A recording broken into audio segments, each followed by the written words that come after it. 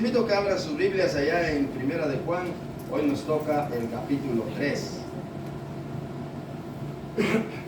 Primera de Juan, capítulo 3. Vamos a leer hoy del 1 al 10, a ver hasta dónde podemos avanzar el día de hoy. Pero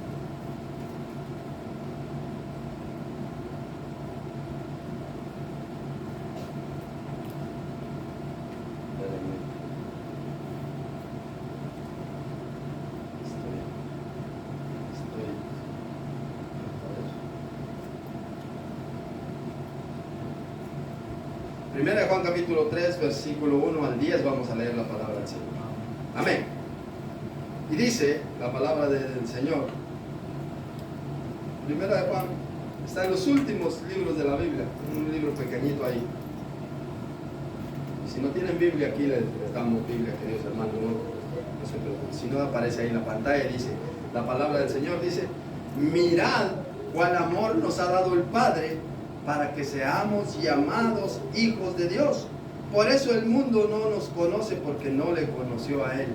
Amados, ahora somos hijos de Dios, y aún no se ha manifestado lo que hemos de ser, pero sabemos que cuando Él se manifieste, seremos semejantes a Él, porque le veremos tal como Él es. Y todo aquel que tiene esta esperanza, en Él se purifica, así como Él es puro. Todo aquel que comete pecado infringe también la ley, pues la ley es, pues el pecado es infracción de la ley. Y sabéis que Él apareció para quitar nuestros pecados, y no hay pecado en Él.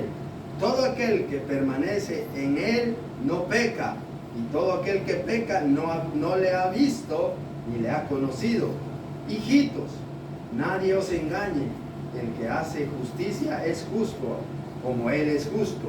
El que practica el pecado es del diablo, porque el diablo peca desde el principio. Para esto apareció el Hijo de Dios, para deshacer las obras del diablo. Todo aquel que es nacido de Dios no practica el pecado, porque la simiente de Dios permanece en él y no puede pecar, porque es nacido de Dios. Y en esto se manifiestan los hijos de Dios y los hijos del diablo. Todo aquel que no hace justicia y que no ama a su hermano no es de Dios. Amén. Sentaros, queridos.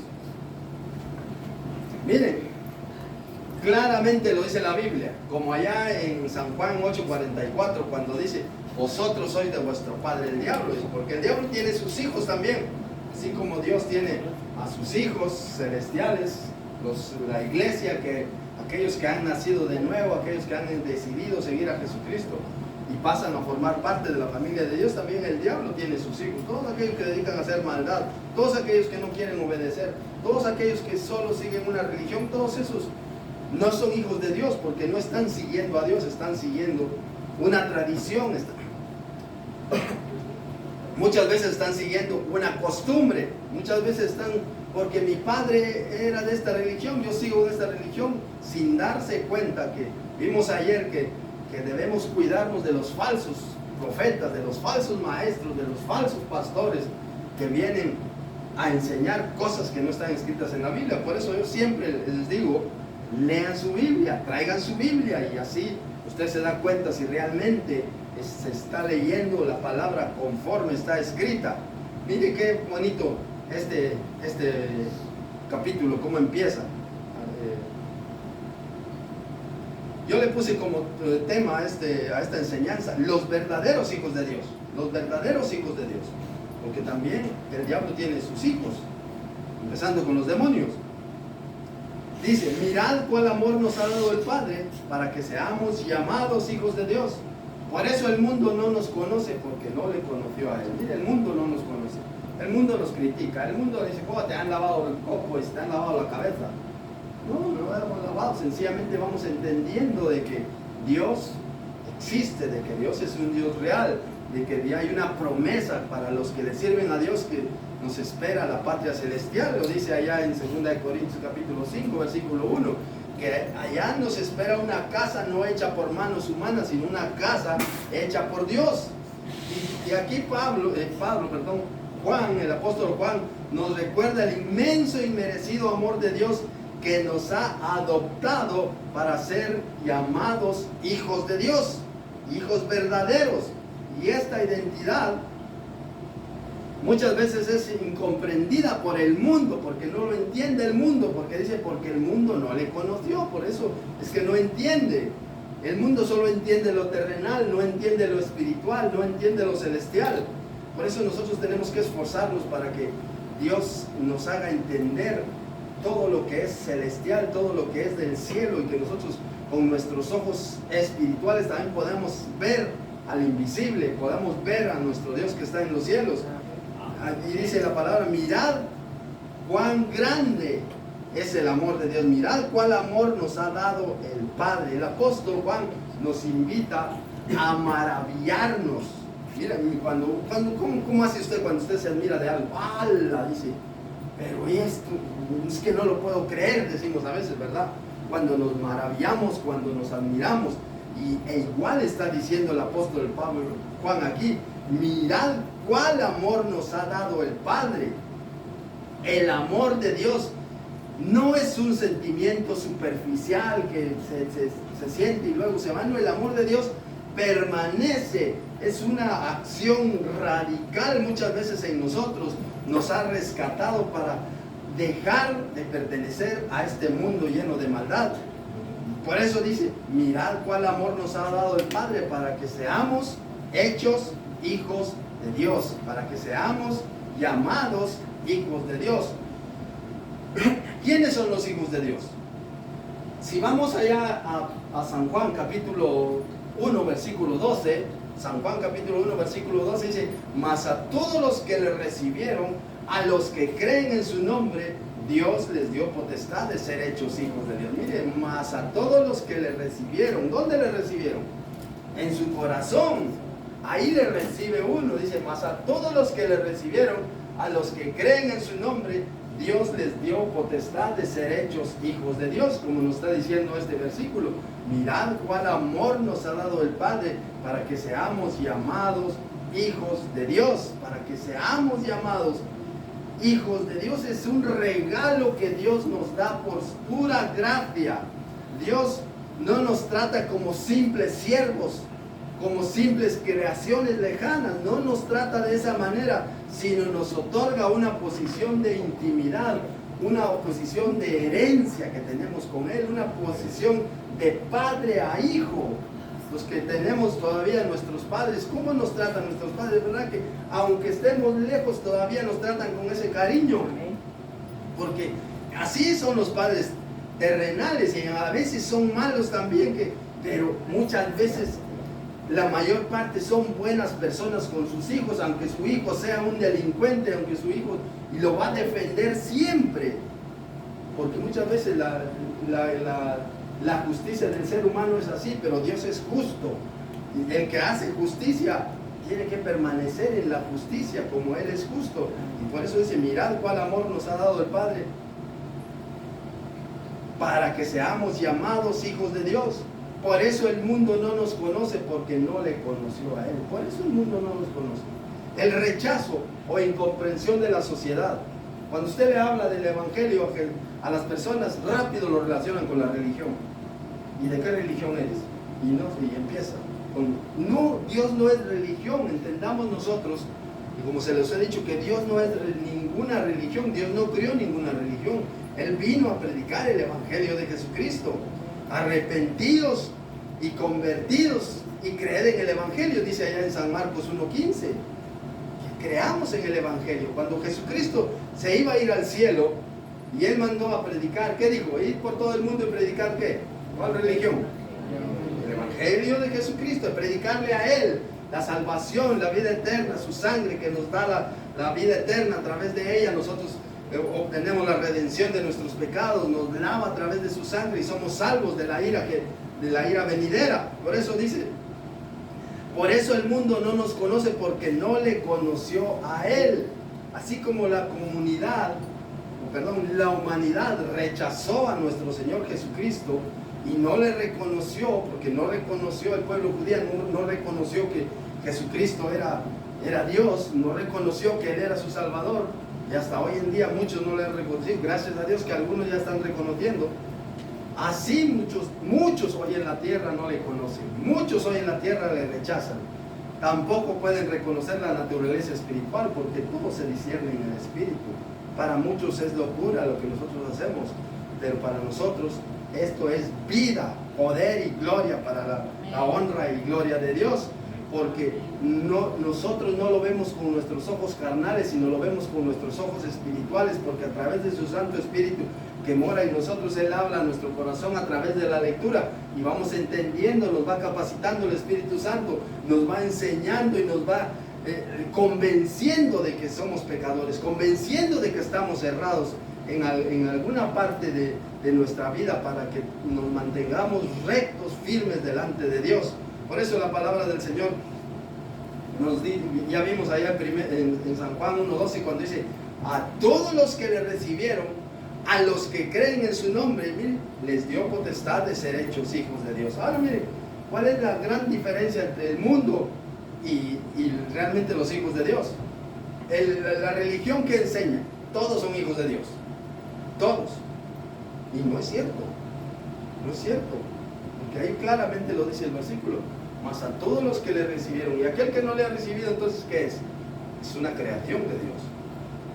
Los hijos de Dios pasan a formar parte en ese momento en que le reciben como su único y suficiente Salvador. Les dio potestad de ser hechos hijos de Dios. El siguiente versículo que dice: los cuales no son engendrados, mire, no son engendrados de sangre, ni de voluntad de carne, ni de voluntad de varón, sino son engendrados por la voluntad de Dios, que hemos decidido creer en el Señor Jesucristo y nos ha regalado la vida eterna. Si vemos allá en San Juan 16:3, podemos buscarlo, San Juan 16:3.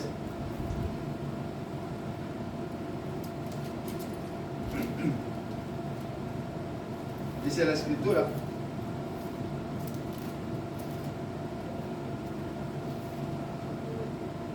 vamos a leerlo desde el 1 para que lo entendamos. Miren, los hijos de Dios. Dice, San Juan dice: estas cosas os he hablado para que no tengáis tropiezo. Os expulsarán de la sinagoga, y aún viene la hora cuando cualquiera que os mate pensará que le rinde servicio a Dios. Y harán esto porque no conocen al Padre ni a mí. Mire, mucha gente que mata.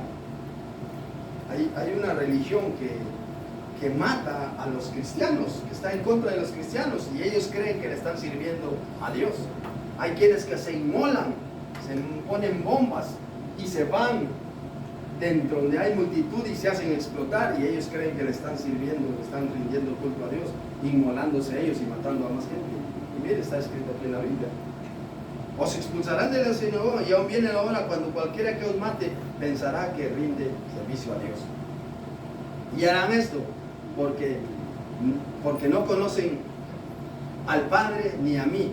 Mas os he dicho estas cosas para que cuando llegue la hora os acordéis de que ya os lo había dicho. Mire, siempre el Espíritu, nuestro Señor Jesucristo, a través de su Espíritu, viene a recalcarnos, a recordarnos.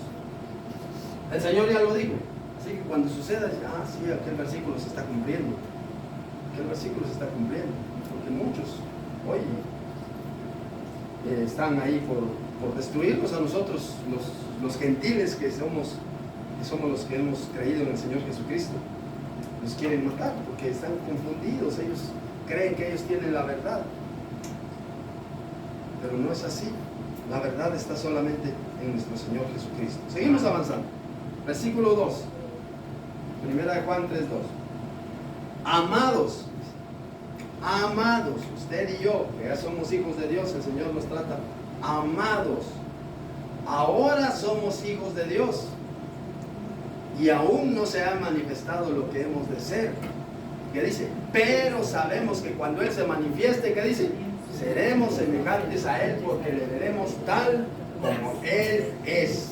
Eso es bonito y eso es glorioso para nosotros, porque un día usted va a estar delante de Dios. ¿Qué le va a decir cuando esté delante de Dios? Y va a estar ahí, va a conocer a aquel que fue su Salvador. aquel que le dio la vida eterna, aquel que derramó en la cruz de Calvario, usted le va a ver cara a cara, tal cual es como usted. Mire, imagine que tenga usted su amigo ahí, le está viendo después de mucho tiempo, se alegra. Por eso yo les decía ayer, si yo el día de mañana estaré delante de Dios, ¿y cómo voy a reaccionar?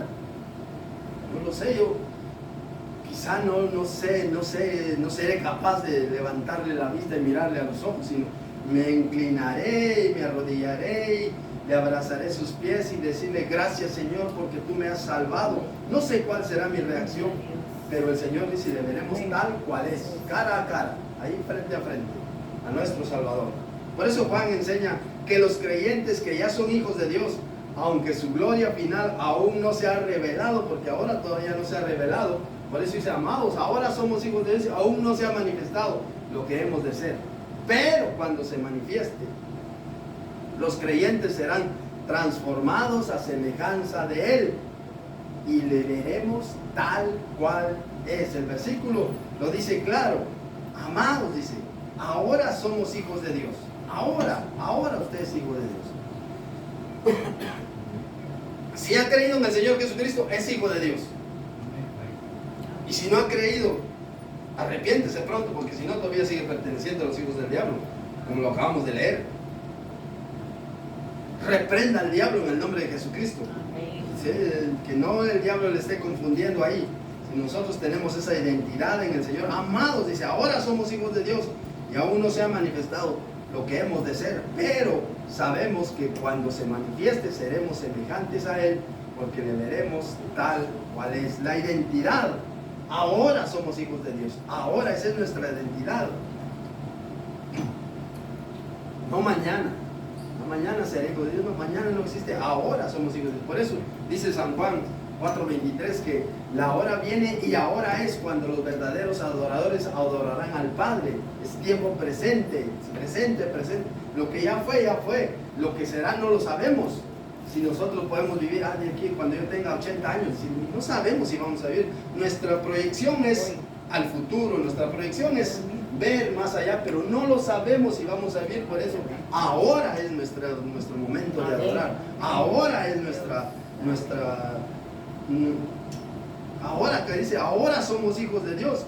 Y vemos ahí cuál es, y aún no se ha manifestado lo que hemos de ser. La vida presente del creyente en este mundo tiene sus límites. El potencial completo y la gloria de lo que significa ser hijo de Dios todavía no son visibles a nuestra vista, todavía, pero ya podemos vivir en el reino de los cielos. Dice, seremos semejantes a Él. Mire qué tremendo, qué bonito. Seremos semejantes que Él, al igual que Jesús resucitó en un cuerpo glorificado. Nosotros, dice la Escritura, que seremos transformados en cuerpo incorruptible, porque este cuerpo corrupto no puede entrar en el reino de los cielos. Cuando seamos resucitados, si es que ya hemos muerto o estemos vivos, cuando sea la venida del arrebatamiento de la iglesia, nosotros seremos transformados en cuerpo incorruptible, como el Señor Jesucristo, libre de pecado.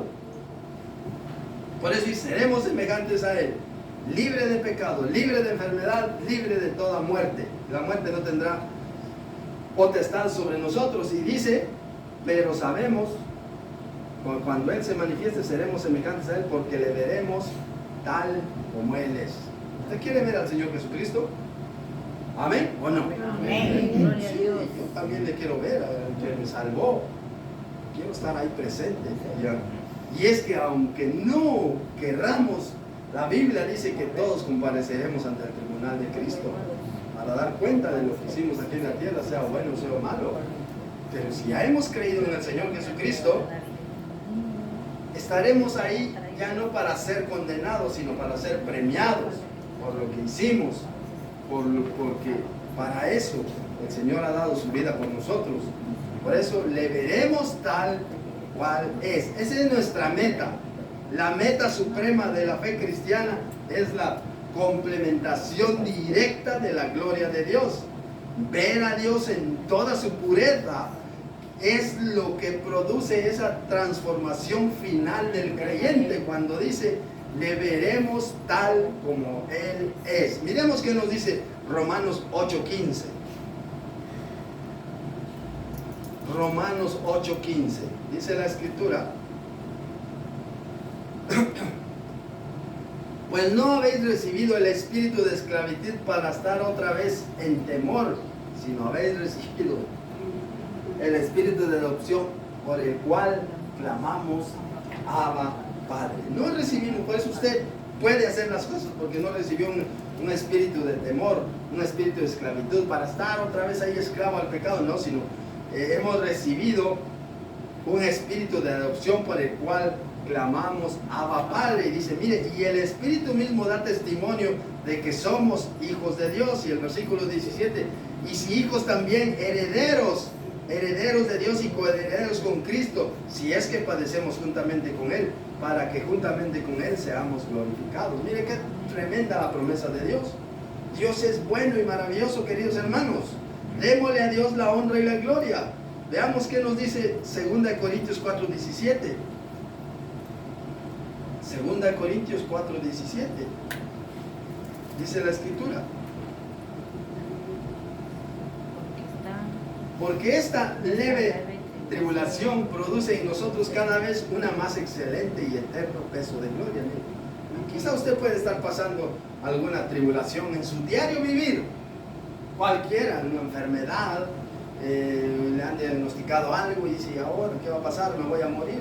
Bueno, sí, al final todos vamos a morir. Claro, no queremos morirnos, queremos seguir viviendo sobre la faz de la tierra.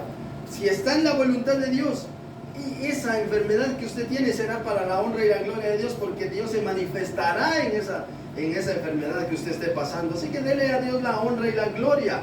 Dele a Dios la honra y la gloria. Y si es la voluntad de Dios, sanará pronto. Pero usted alabe a Dios con todo su corazón. Dice, mire qué dice el versículo 18: no mirando nosotros las cosas que se ven, sino las que no se ven. Pues las cosas que se ven son temporales, pero las que no se ven son eternas. Así que no nos enfoquemos nosotros aquí en lo terrenal. Sí, enfoquémonos porque tenemos que trabajar, pero nuestra mirada tiene que estar en el Señor, según Hebreos 12:2. Nuestra mirada tiene que estar buscando primeramente el reino de Dios y su justicia, y luego las cosas vendrán por añadidura. Luego, porque el Señor es así, el Señor en otras palabras dice, preocúpate tú de buscarme a mí, yo me preocuparé por darte lo que tú necesitas. Eso es así en palabras mías, que yo me preocupe por buscar al Señor, y el Señor me dará lo que yo necesito. Amén. Por eso dice, busca primero mi reino, y luego las cosas que tú necesitas, yo te las añadiré. Otro versículo, Romanos 8:29. Romanos 8:29.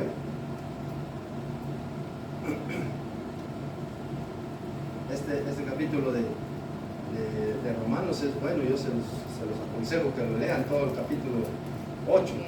Porque los que antes conoció también los predestinó para que fuesen hechos conforme a la imagen de su Hijo, para que Él sea el primogénito entre muchos hermanos. Mire, Él los predestinó para que fuésemos hechos conforme a la imagen de su Hijo, santos, cuerpo incorruptible en aquel día. Él nos predestinó para eso, para que seamos verdaderos hijos de Dios, que no andemos en glotonerías, que no andemos en parrandas, que no andemos en toda clase de distracciones mundanas, que al final nos enredamos y caemos en lazo y de repente ya estamos pecando, sino que vivamos en santidad como vivió el Señor Jesucristo. Nosotros vemos aquí en la Biblia, el Señor Jesucristo fue un hombre que se juntaba con gente pecadora, pero predicarles el Evangelio. Yo no digo usted no se debe juntar, júntese, pero predique el Evangelio, no participe con ellos, sencillamente. Si va a juntarse con ellos, hábleles del Evangelio. No se junte con ellos para reírse de los chistes groseros o todo eso. Eso no va con usted, eso no va conmigo. Por eso dice, todo lo honesto, todo lo justo, todo lo que es de buen nombre, si algo digno de alabanza, en esto pensar. Y si en eso que usted está haciendo, usted quiere hacer, no hay nada de alabanza, no lo haga. No lo haga. Mejor apártese y busque a Dios y pídale sabiduría a Dios. Amén. Amén. Seguimos. Versículo 3. Y todo aquel que tiene esta esperanza, en Él se purifica a sí mismo, como Él es puro. Todo aquel que tiene la esperanza, ¿no? ¿Usted tiene la esperanza de entrar al cielo o no? Pues, ¿qué debemos hacer? Purificarnos, así como Él es puro. Purificar nuestra vida, santificarnos delante del Señor. ¿Cómo se purifica? Pues obedeciendo la palabra, no contaminándonos con el pecado. Es como si usted quiere estar limpio. Fue a caminar y sudó. ¿Qué debe usted hacer para ponerse limpio? Una buena ducha, ya está, quedó como nuevo, relajado, y con agua fresquita ahora en este calor, entonces se relaja y dice, qué rico, me relajé. Pero está la ropa, entonces ¿qué hace con la ropa? ¿Qué hace? Al sudor, ¿qué hace? La lava, ya la ropa queda limpia. Ahora, ¿cómo purificamos nuestra vida? Pues leyendo la palabra, orando, alabando a Dios, que meditemos en Él todos los días de nuestra vida. Por eso la palabra del Señor, y todo aquel que en Él tiene esta esperanza, en Él se purifica a sí mismo, así como Él es puro. Juan enseña que la esperanza de los creyentes, ¿cuál es la esperanza de los creyentes? Al final es la segunda venida de nuestro Señor Jesucristo, es el arrebatamiento de la iglesia, es la transformación final que produce la vida santa en el presente. Y dice, todo aquel que tiene esta esperanza en Él se purifica, así como Él es puro. Todo aquel que tiene esta esperanza en Él. ¿Cuál es la esperanza? Se refiere a la promesa que Dios ha hecho en el versículo anterior. ¿Cuál es la esperanza que dice en el versículo anterior? Que es que le veremos tal como Él es. Esa es la esperanza, de estar allá en el cielo, de ver a mi Salvador, de ver a Dios Padre ahí en su trono y rendirle culto por siempre. Si nos damos cuenta, la mayor parte de personas quieren ir al cielo, pero les cuesta congregarse, pero les cuesta venir 2 horas a la iglesia, juntos con la iglesia, mejor, porque la iglesia es usted. Les cuesta reunirse, pero quieren estar toda la eternidad con el Señor y no le quieren dar 2 horas sábado, 2 horas del domingo. Ya fui el sábado, dice, ya el domingo ya no voy. Y quieren estar en el cielo. Y ya, pues no se van a poder escapar. Así el Señor, veniste aquí a servirme día y noche. Aunque ya no hay noche, también todo va a ser día.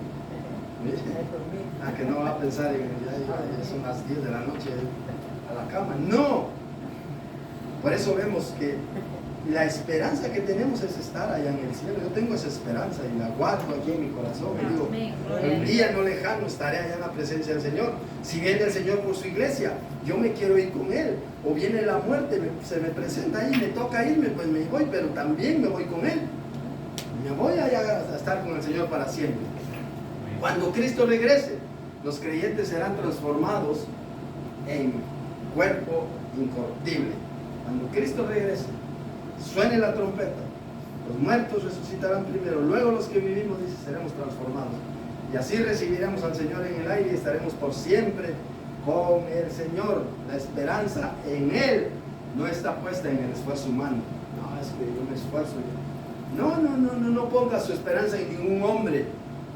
No ponga su esperanza en ningún hombre, como hoy muchos lo están haciendo, poniendo su esperanza en un hombre. No. Ponga su esperanza en Dios, aquel que dio su vida, en la persona de Jesucristo y en su obra que hizo allá en la cruz del Calvario. Ahí ponga usted toda su esperanza. Piense en aquel momento cuando nuestro Señor Jesucristo estaba cargando aquella cruz, todo lleno de sangre, todo con la espalda despellejada ahí porque le arrancaban trozos de carne cada vez que le latigaron. Sin duda se le miraban las costillas y él iba cargando, y yo entiendo, a veces creo que por eso se cayó, porque Jesucristo se estaba desangrando y por eso se cayó con la cruz del Calvario, y seguramente le latigaban y él volvió otra vez a levantarse y cobraba fuerzas de no sé de dónde y levantó hasta el final, que vieron que ya no aguantaba. Entonces apareció Simón de Cirene y le dijeron, carga la cruz, y él llevó la cruz de nuestro Señor Jesucristo. Jesucristo llegó agotadísimo en la cruz del Calvario y luego allá todavía clavado de pies y manos por amor a usted y a mí, para salvarnos. Esa fue la ofrenda que Dios mandó para que nosotros fuésemos salvos, para que usted y yo tengamos acceso a la vida eterna. No es, bueno, ya murió, ya, pero imagínense que cada uno tendría que pagar por sus pecados y crucificado. Seguramente habría pocos pecadores, todos serían santos, pero como ya pagó el Señor allá, ya pagó.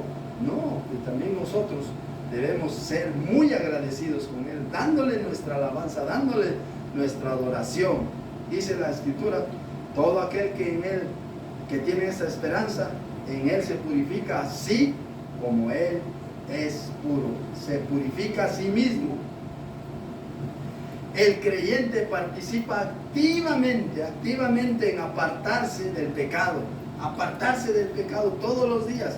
Todos los días usted va a tener opción a pecar, todos los días. Usted decide si peca o no peca. Vienen pensamientos, porque el diablo ataca con pensamientos.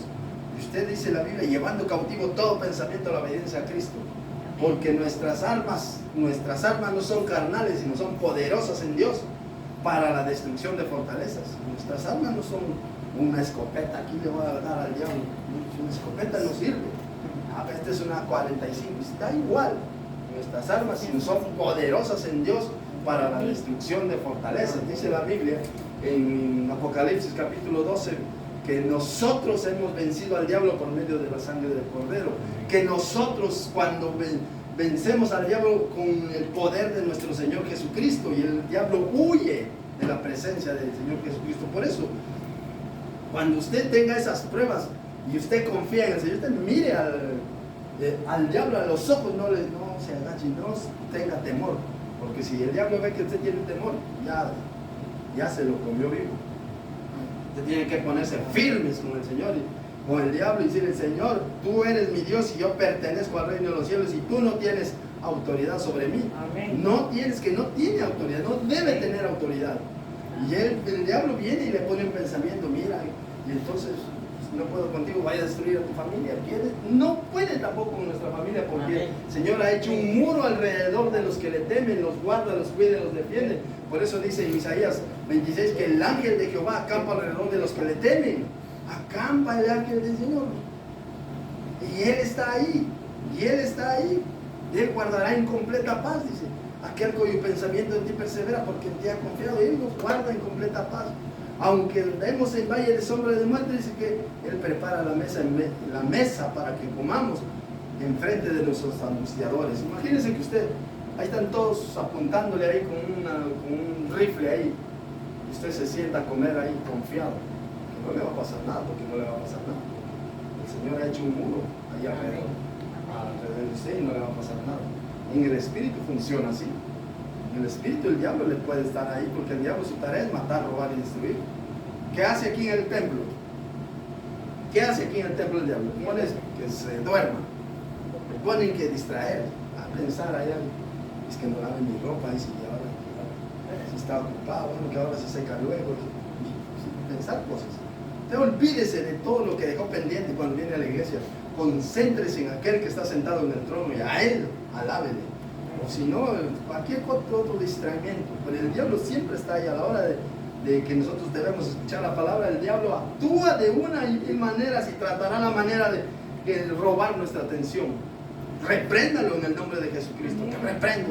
De repente me da: te reprendo, sueño, aquí no quiero escuchar la palabra. Y hágalo, verás que funciona, porque funciona.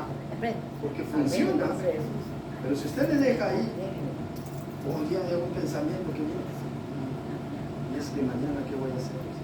Confíele al Señor. Dice: clama a mí y yo te responderé, te enseñaré cosas grandes que tú no conoces. Amén. Amén. Confíele al Señor con todo su corazón. Dice la palabra, versículo 4: y todo aquel que comete pecado infringe también la ley, pues el pecado es infracción de la ley. Juan define el pecado como la transgresión o la infracción de la ley de Dios. ¿Cuál es la ley de Dios? Todos los mandamientos.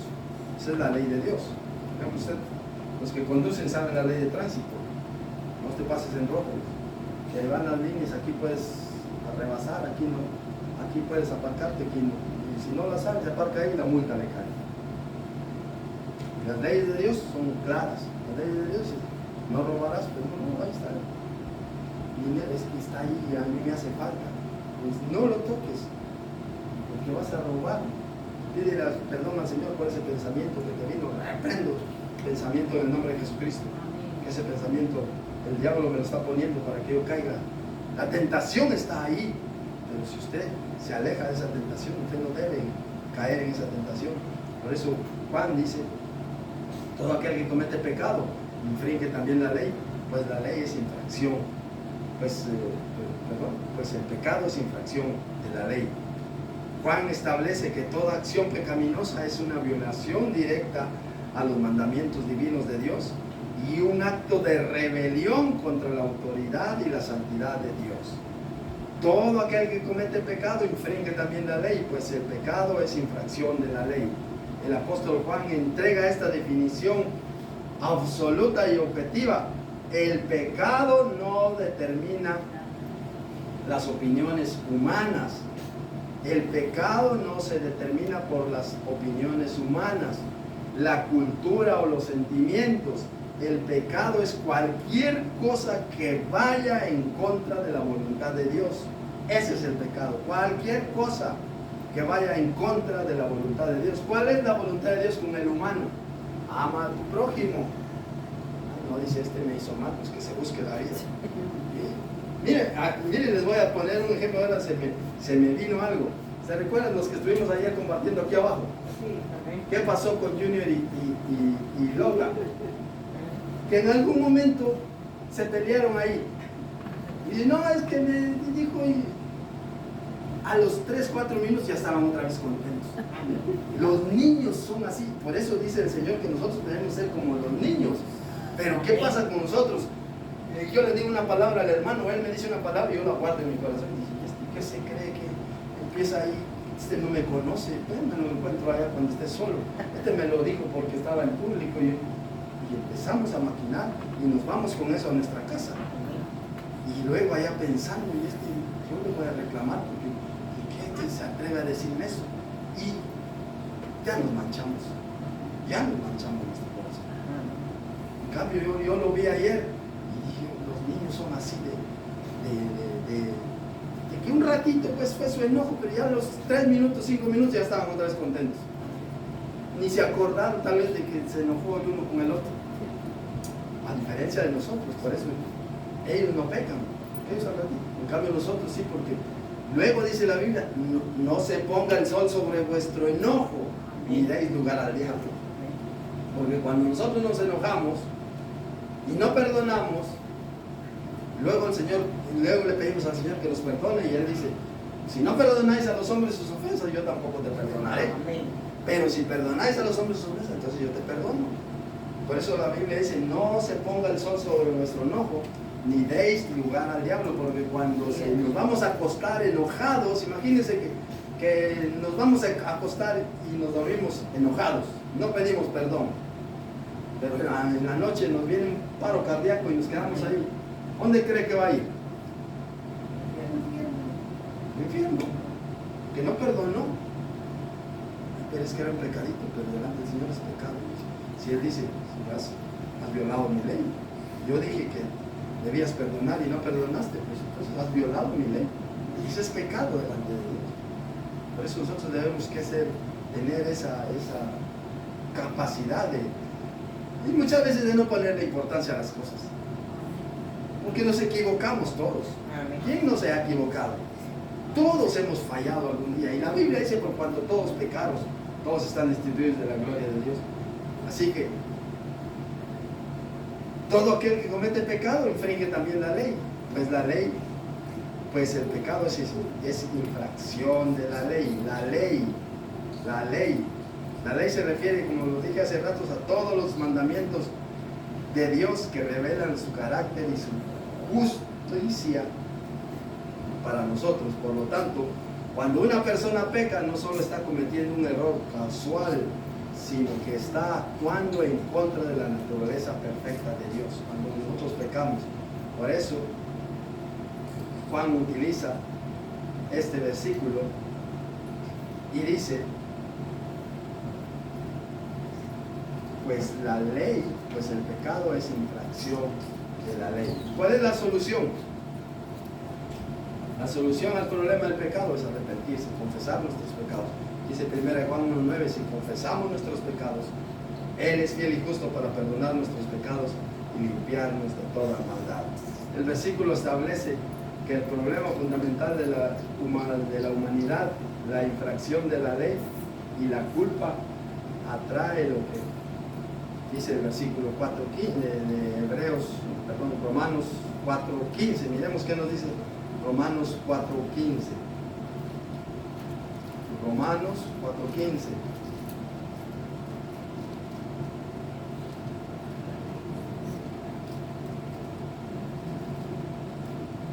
Pues la ley produce ira, dice, pero donde no hay ley, tampoco hay transgresión.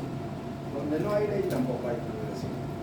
Porque cuando usted supo que no se debería pasar en rojo, usted empezó a estudiar un poquito y vio que pasarse en rojo, pues, era infracción a la ley de tránsito. Pero si usted se pone a conducir sin leyes, no va a saber si eso es pecado o no es pecado delante de la ley. Esas son infracciones. Dios en su infinita gracia nos da la salvación y la vida eterna. Dios en su infinita gracia. Miremos qué nos dice ahí.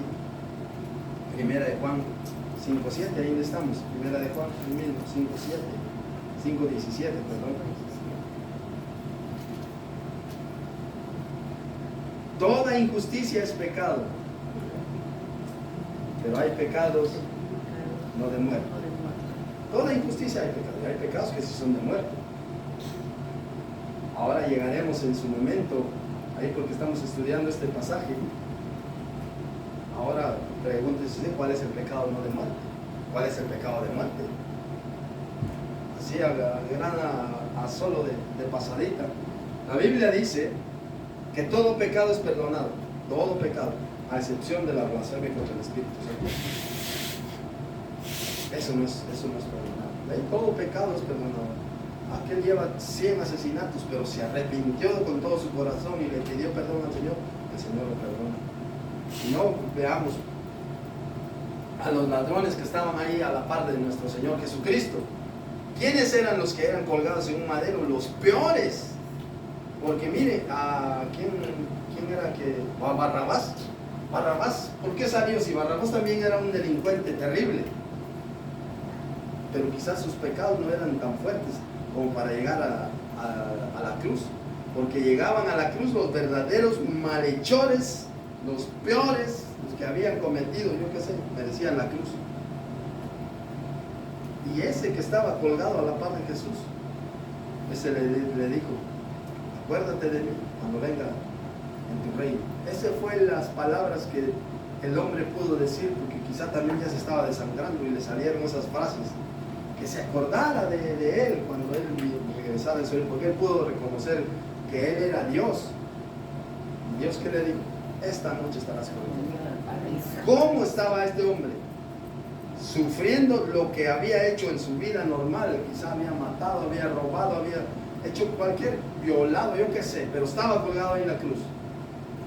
Mucho era su pecado para estar ahí en la cruz y el Señor lo perdonó, porque se arrepintió de todo corazón. Por eso todo pecado, dice el 17, dice, toda injusticia es pecado, pero hay pecado no de muerte. Hay pecados que no son de muerte, hay pecados que sí son de muerte. Eso lo estudiaremos más adelante. Pasemos al siguiente versículo. El 3:5, ya con esto creo que terminamos.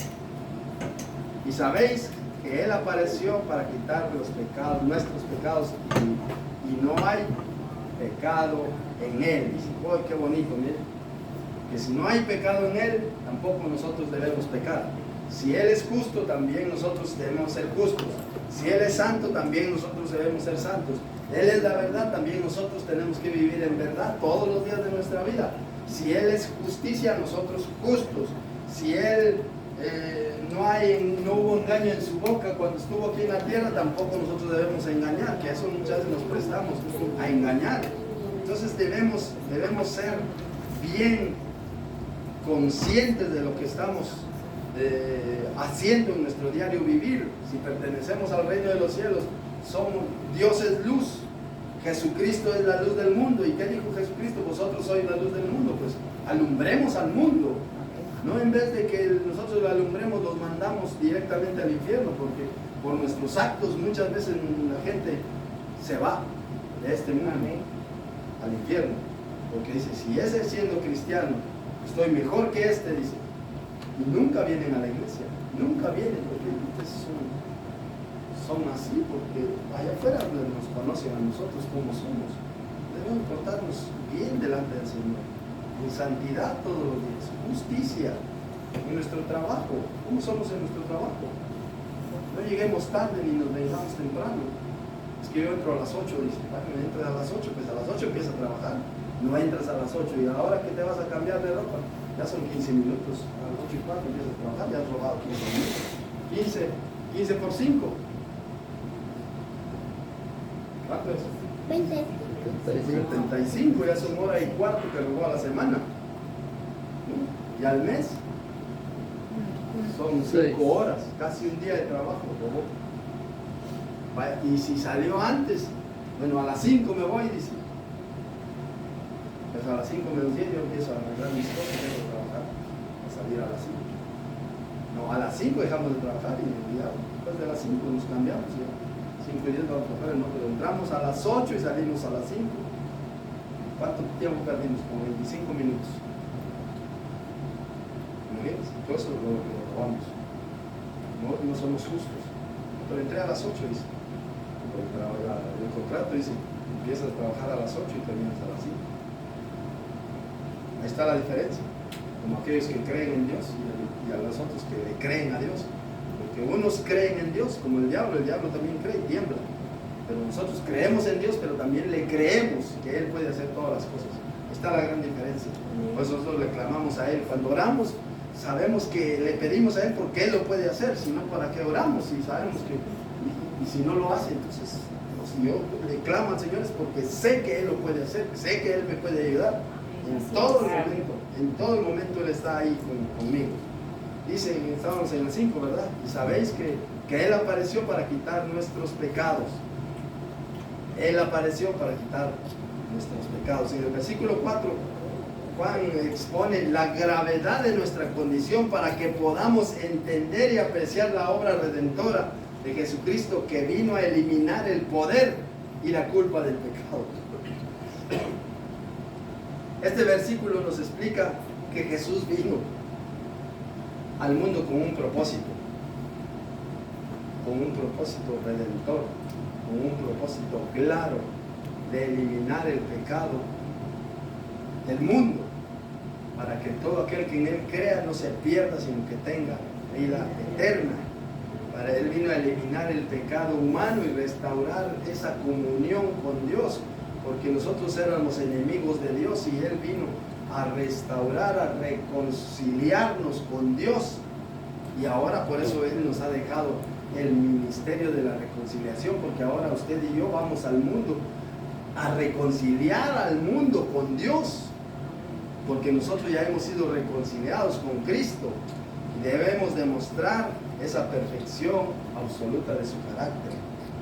¿Cuál es el carácter de Jesucristo? ¿Qué dijo? Aprended de mí que soy manso y humilde. Ese es el carácter de Jesucristo. La mansedumbre y la humildad es el carácter de Jesucristo.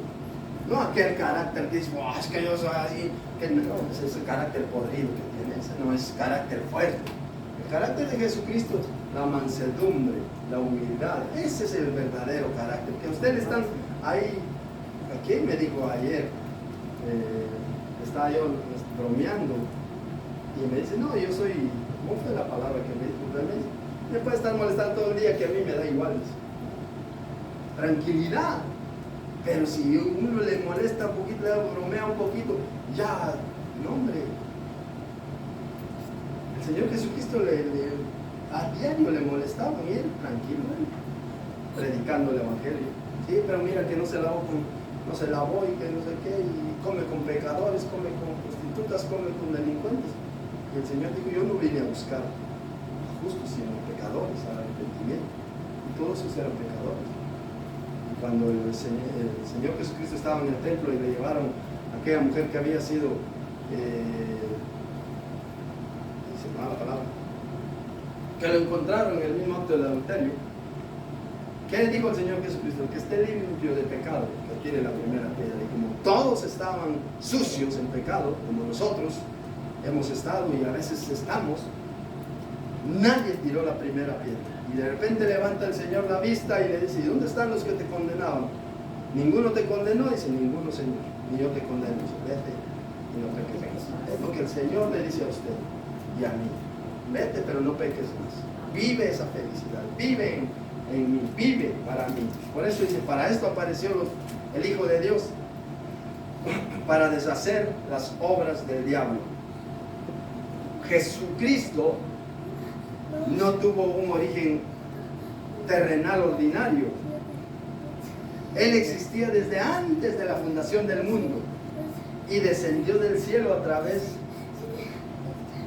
del Espíritu Santo que vino, se posesionó en el vientre de María y nació Jesucristo, porque Él tenía que entrar al mundo a través de como entramos todos al mundo. Por medio de nuestra madre entramos al mundo, por medio de una mujer hemos entrado nosotros al mundo. Exactamente, Dios proveyó a sí mismo, porque tan fácil era Dios descender a Jesucristo, o descender Dios mismo y aquí está el Salvador. No, Él vino y habitó entre nosotros y vimos su gloria, gloria como el Hijo del Padre. Por eso dice San Juan 1:14: y aquel verbo fue hecho carne y habitó entre nosotros. Y vimos su gloria, gloria del unigénito Hijo del Padre, lleno de gracia y de poder. Pero, ¿qué dice San Juan 1:1? Dice: en el principio era el verbo, y el verbo era Dios, y el verbo estaba con Dios. Y aquel verbo fue hecho carne, el mismo Dios fue hecho carne. Dios mismo se hizo carne y habitó entre nosotros. Y muchas veces nosotros no lo hemos conocido. ¿Y para qué vino a nosotros? Para quitar nuestros pecados, dice el versículo 5. Y sabéis que Él apareció para quitar nuestros pecados, y no hay pecado en Él. No hay pecado en Él. Vemos entonces que Jesús logró, mediante el sacrificio de la cruz, pagó la deuda que nosotros teníamos. Llenos de pecado, todo nuestro pecado fue sobre Él. Todo nuestro pecado. Eso es tremendo. Yo aún no lo he podido entender, pero dice la Biblia lo dice, que Dios lo hizo pecado. No fue que también que nuestros pecados fueron sobre Él, pero en ese momento, cuando Dios le dio la espalda a nuestro Señor Jesucristo, la tierra no lo quería porque no pertenecía a esta tierra, el cielo tampoco, porque estaba lleno, estaba cargado de nuestros pecados. Y Dios, dice la Biblia, que Dios lo hizo pecado. Como cuando el Señor ve nuestros pecados. ¿Qué es el pecado delante de Dios? Dios no puede contaminarse nada con el pecado, porque Él es santo. Él es santo, por eso. Y Dios cargó nuestros pecados sobre Él, sobre nuestro Señor Jesucristo. Aparte, Dios mismo lo hizo pecado. Por eso Dios le dio la espalda y el Señor dice: Padre, ¿por qué me has abandonado? Es que es algo difícil de entender. Yo no lo puedo entender aún al 100, pero más o menos lo entiendo de esa manera, que Dios hizo a nuestro Señor Jesucristo pecado para que Él conociera realmente qué es el pecado, y a través de ese, cargando nuestros pecados con su sangre preciosa, Él sabía que nos iba a salvar a nosotros. Pero es tremendo. Jesús logró, mediante ese sacrificio, pagar la deuda que nosotros teníamos. Miremos qué nos dice 1 de Pedro 2:24, ya 2 versículos más y terminamos. 1 de Pedro ahí atrásito, 2:24. Dice la Escritura: quien llevó Él mismo nuestros pecados en su cuerpo sobre el madero, para que nosotros, estando muertos a los pecados, vivamos a la justicia, por cuya herida fuisteis sanados. Miren, por las heridas de nuestro Señor Jesucristo nosotros hemos sido sanados. tanto físicamente como espiritualmente, por la sangre de Jesucristo. Siempre y cuando nosotros pongamos toda nuestra confianza y nuestra esperanza en Él, nuestra fe puesta en el Señor Jesucristo, creyendo en ese sacrificio que Dios hizo por nosotros. Gracias a Dios, porque Dios es bueno y maravilloso. Y vamos a terminar ya. Dice la escritura ahí, y en primera de Juan, terminamos el 6, y dice que en Él no hay pecado. Versículo 5 es, perdón, desde 3:5. Y en Él no hay pecado. Para que el sacrificio de Jesús fuera válido, para que el sacrificio de Jesús fuera eficaz en su vida y en mi vida, Él debió y debía ser absolutamente impecable y sin mancha. Y la Biblia declara que Jesucristo nunca pecó. Por eso, cuando Él murió, la muerte tiene potestad sobre nosotros, ¿sí o no? Sí, la muerte tiene potestad sobre nosotros porque somos pecadores. Entonces, cuando Él murió, yo me imagino que el diablo le dijo a la muerte: oye, mira, ahí te entrego a este hombre que dice que este va a resucitar al tercer día. Así que cuídalo, que no resucite. Bueno, dijo la muerte, ya lo maté, mira, ahí está, ya lo sepultaron. De repente, al tercer día, me imagino, estaría la muerte ahí. Y empezó a moverse el Señor Jesucristo. La muerte le llama al diablo y dice: oye, mira que este se está levantando. Y le dice el diablo: oye, trata la manera de que no se levante, que no resucite. Y entonces la muerte le pregunta al diablo y le dice: oye, ¿y tú le hiciste que pecara? Y el diablo dice: no, entonces no me pidas a mí que yo no tengo potestad sobre él. Porque si tú no hiciste que este hombre pecara, y claramente Jesucristo no pecó, fue tentado por el diablo pero no pecó. En cambio nosotros somos tentados y caemos en la tentación, pecamos. Él fue el único que no pecó. El diablo no lo hizo pecar. El diablo, por más que intentó, mira que te daré todo esto, estas riquezas del reino si postrado me adorares. Mira que tú puedes convertir las piedras en panes y come, deja de estar pasando hambre. Y digo: no, pertenezco al reino de los cielos. Pertenezco al reino de los cielos. Por eso, si Jesús hubiera cometido algún pecado personal, habría necesitado de un Salvador para sí mismo y no habría podido pagar nuestras faltas porque Él había pecado. Pero Él no pecó. Él fue santo, por lo cual la sangre que derramó en la cruz de Calvario no se contaminó nunca con el pecado. Por eso esa sangre preciosa nos da la vida eterna a través de que nosotros por fe creemos que esa sangre nos limpia. Y así es como, porque el Señor fue limpio, fue santo, fue honesto, fue puro, fue lo más lindo que ha vivido aquí sobre la faz de la tierra. Y a través de ese sacrificio, aunque se hizo pecado, pero no fue porque Él quiso pecar, sino porque Dios lo permitió que nuestros pecados fueran sobre Él. Pero Él fue limpio. Toda su vida fue íntegro aquí sobre la faz de la tierra y no pecó. Por eso, esto vemos que Dios nos puede salvar. Y vamos a terminar ya, yo creo que lo hemos leído, Primera de Pedro 2, vamos a leer el 21, Primera de Pedro capítulo 2, y con esto terminamos. Vamos a leer el versículo 22, pero vamos a leer del 21 al 23. Dice la Escritura: pues para esto fuisteis llamados, porque también Cristo padeció por nosotros, dejándonos ejemplo para que sigamos sus pisadas. Mire, Él ya padeció, el cual no hizo pecado, ni se halló engaño en su boca.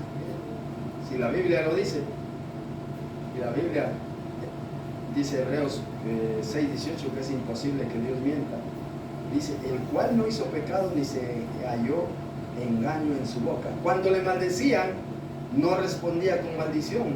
Cuando padecía, no amenazaba. sino que encomendaba la causa al que juzga justamente. Ese es el Señor Jesucristo. Así debemos nosotros responder también. No que cuando nos maldicen nosotros, ay, pues también igual maldecimos. No. Cuando dice, no respondía con maldición. Cuando padecía no amenazaba, sino que encomendaba todas sus cosas a Dios. Y así nosotros nos quieren hacer algo, Señor, mira, aquí está, te presento este problema que tengo, Señor, porque si yo actúo, Padre, yo mato. Si yo actúo, yo lo saco de este mundo, pero mejor actúa tú, Señor, yo te lo pongo en tus manos. Yo quiero que esta persona sea salva, porque si está actuando así es porque no te conoce. Y yo quiero que esta persona sea salva en el nombre de Jesucristo, porque tú diste tu vida por él. Tú diste tu vida por él. Entonces, mira, el Señor nunca pecó, nunca hubo engaño en su boca, nunca. Por eso es que Él, el sacrificio que Él dio en la cruz de Calvario es suficiente para limpiarnos de todo pecado, para limpiarnos de toda maldad. Y por eso es que la sangre de Cristo tiene todo el poder y la autoridad para deshacer toda obra del diablo en nuestra vida. Amén. Amén. Amén. Denle un aplauso al Señor y que Dios le bendiga grandemente. Así que Dios bendiga vuestra vida, queridos hermanos. ¿Ya? Vamos a terminar.